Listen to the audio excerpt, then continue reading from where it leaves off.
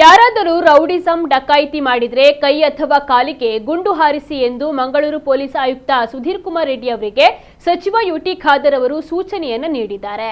ದಕ್ಷಿಣ ಕನ್ನಡ ಜಿಲ್ಲಾಧಿಕಾರಿ ಕಚೇರಿ ಸಭಾಂಗಣದಲ್ಲಿ ನಡೆದ ಪ್ರಗತಿ ಪರಿಶೀಲನಾ ಸಭೆಯಲ್ಲಿ ಅಪರಾಧ ಕೃತ್ಯಗಳ ಕುರಿತು ನಗರ ಪೊಲೀಸ್ ಕಮಿಷನರ್ ಸುಧೀರ್ ಕುಮಾರ್ ರೆಡ್ಡಿ ಅವರಲ್ಲಿ ಮಾಹಿತಿಯನ್ನು ಪಡೆದ ಉಸ್ತುವಾರಿ ಸಚಿವ ಯುಟಿ ಖಾದರ್ ಅವರು ಅಪರಾಧ ಕೃತ್ಯಗಳು ಮರುಕಳಿಸಿದ್ರೆ ನೇರವಾಗಿ ಕೈ ಅಥವಾ ಕಾಲಿಗೆ ಶೂಟ್ ಮಾಡಿ.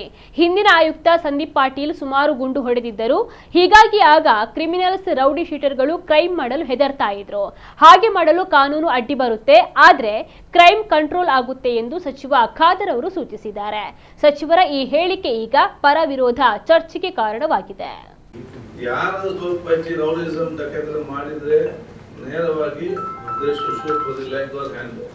ನೀವು ನಂಬಲಿಕ್ಕಿಲ್ಲ. ಒಂದು ವಾರ ಎಲ್ಲಾ ರೌಡಿಗಳನ್ನು ಕ್ಯೂ ನಿಂತು ಒಂದವರ ತಾಯಿ ಜೊತೆಯಲ್ಲಿ ಅಥವಾ ಹೆಂಡತಿ ಜೊತೆಯಲ್ಲಿ ಅಥವಾ ಇನ್ನೂ ಮದುವೆ ಆಗೋರ ಜೊತೆಯಲ್ಲಿ ಒಂದು ಕಮಿಷನರ್ಗೆ ಇವನ್ನೆಲ್ಲ ಬಿಟ್ಟಿದ್ದಾನೆ, ಈಗ ರೌಡಿಸಂ ಬಿಟ್ಟಿದ್ದಾನೆ, ನಾನು ಚೆನ್ನಾಗಿದ್ದೆ ಅಂತ ಹೇಳಿ ತಾಯಿ ಇನ್ನು ಮುಂದೆ ಹೆಂಡತಿ ಬಂದು ಕೂಗುದಿತ್ತು ಅಂದ್ರೆ ಅಷ್ಟು ಸೊ ಆ ರೀತಿ ಒಂದು ಫೇರ್ ಆಲ್ಸೋ ರೂಲ್ ನೀಡ್ ಕಾನೂನು ಕೂಡ ಬೇಕು. ಅದ್ರ ಜೊತೆ ಸ್ವಲ್ಪ ಎಕ್ಸ್ಟ್ರಾ ಫಿಯರ್ ಕೂಡ maybe on ನಮ್ಮ ಕೆಲವೊಂದು ರೂಲ್ಸ್ ಅಲ್ಲಿ not open to tell also I can understand, but on additional we need something on fear is there and on this anti social elements and this ಇವರು ಕೂಡ ಈ ಕಳ್ಳತನ ಯಾರು ಮಾಡ್ತಾರೆ ಇದರಲ್ಲಿ ಕೋಟೆಕಾರಲ್ಲಿ ಆದಾಗ ಶೂಟಾಟ ಇತ್ತು.